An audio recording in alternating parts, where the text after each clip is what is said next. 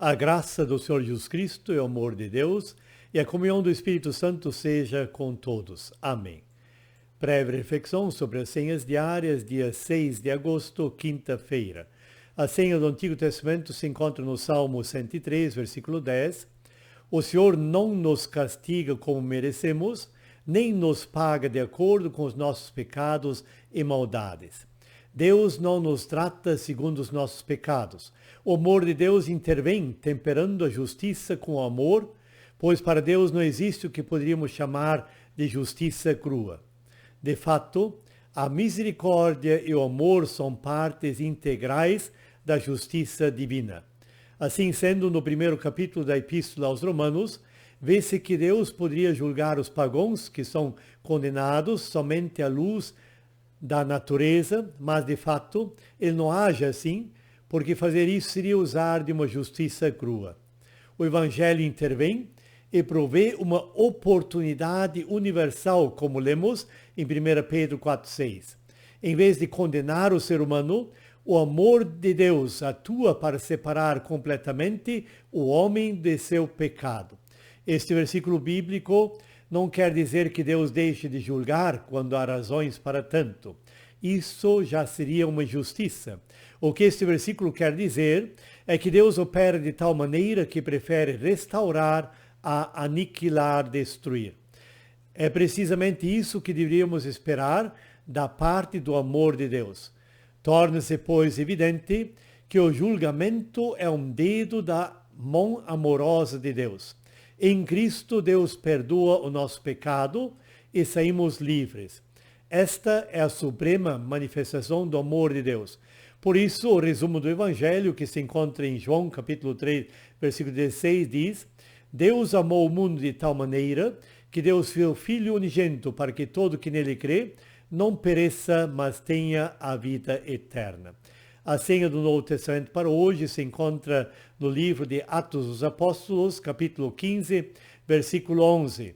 Por meio da graça do Senhor Jesus, nós cremos e somos salvos. É evidente que para o apóstolo Pedro, a salvação não é apenas um aspecto futuro. Pedro fala da salvação de forma bem clara.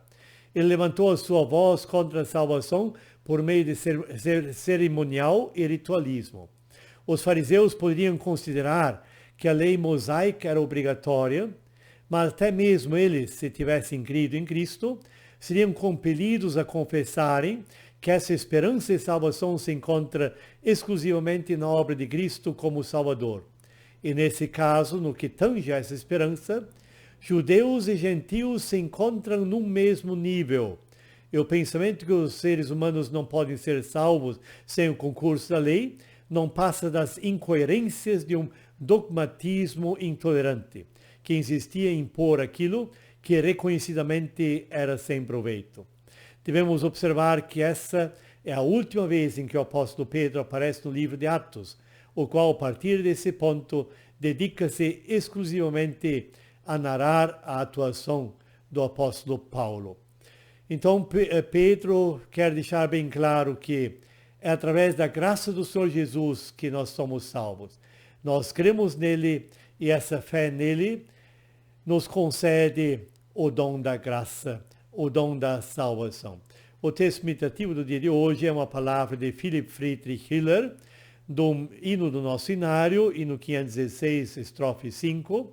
Comigo deixa, ó Deus clemente, tua compaixão à luz. Contigo eu vivo eternamente, mediante a morte de Jesus.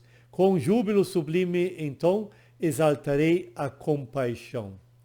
Nós carecemos da compaixão de Deus e da luz de Deus. Por isso, Hiller roga a Deus pela compaixão e pela luz divina. Graças à morte de Jesus, nós podemos viver eternamente no reino de Deus. Esta é a nossa esperança maior, o nosso anseio maior na vida cristã.